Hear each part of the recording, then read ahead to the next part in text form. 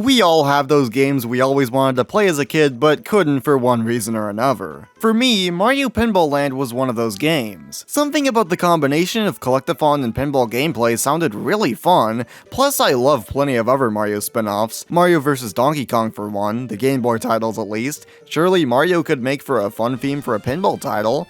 Let's jump in and find out. Mario Pinball Land sees the Mushroom Kingdom citizens lining up to this machine that crushes them into balls? What? This is probably some sick fetish I don't want to know about. Even Princess Peach wants in on the action, but uh-oh, the Goombas target the cannon at Bowser's castle. Who could have ever foreseen this wacky series of events? Out of every plot to capture Peach, I feel like this is the one where she just deserved to be caught. Bizarre story aside, the game is a more unique take on pinball, letting you explore different pinball tables which act as the game's worlds to collect power stars, which unlock star doors for progression. To get stars, you'll have to complete various challenges spread across the different worlds, such as clearing all of the enemies from a table, or maybe attempting a red coin challenge, but it's up to you what you want to do next. In theory, this sounds really fun, and I'll admit that the game does start off fairly enjoyable, but it's only whenever you get deeper into it that you start to notice many of the underlying issues which span across the entire game. The very concept of a pinball adventure game isn't entirely flawed because it could work. Yoku's Island Express has shown as much,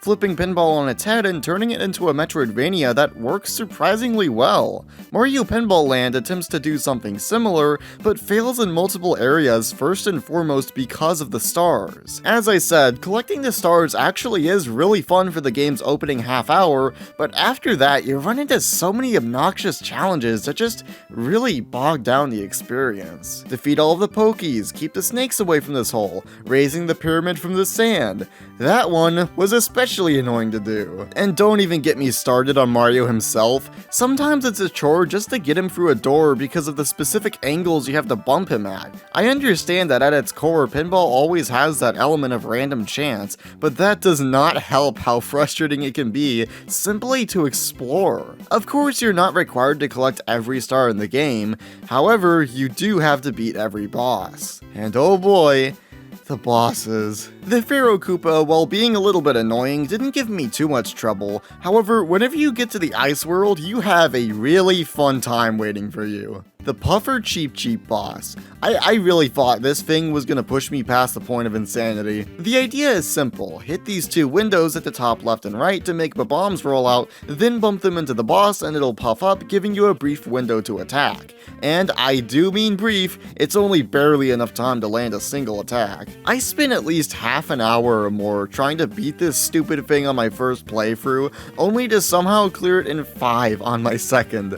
But your experience will really vary on this, because I got incredibly lucky here. Just as there's an element of random chance to pinball, there's also an element of skill, which Mario Pinball lacks. It really feels like no matter what you do, no matter how hard you try, certain challenges in the game will either be fairly straightforward and pretty easy, or the biggest pain in the rear with absolutely no in-between. And I haven't even mentioned how bland the tables themselves are. Look at just about any other pinball game out there, see how elaborate they look, then go back to Mario Pinball and you realize just how barren it is. Now, I'm not a huge fan of Kirby Pinball, but for a Game Boy title, you could do a whole lot worse, because even that game understands how to properly design a pinball table. Mario Pinball's tables are just boring, and once you've cleared a table, there's nothing else to it unless you're attempting a red coin challenge. Why? It feels like the developers wanted to make a Mario game first, then decided later on that it would be a pinball game, rather than designing the pinball game first,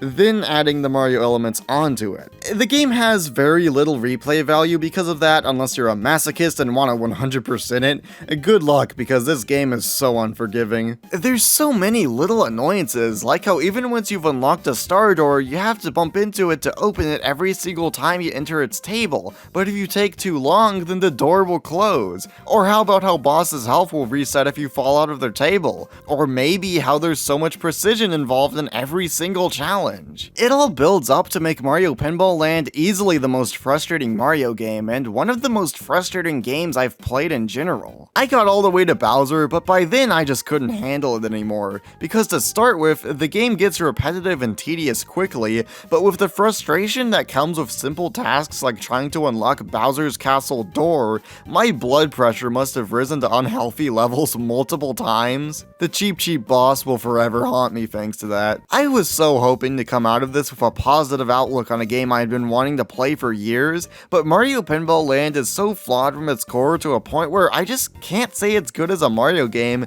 or even as a pinball game. For a game developed by such a small team as their breakout title, I think it's amazing they managed to impress Nintendo enough to get them on board with the idea. Like I said, if they had focused more on the pinball aspects first, developing fully fledged tables sprawling with life and then giving it a Mario coat of paint, we could have had something truly special here. Unfortunately though, for such a fun idea, the execution left a lot to be desired. At least the presentation was nice. Otherwise though, Mario Pinball Land sucks.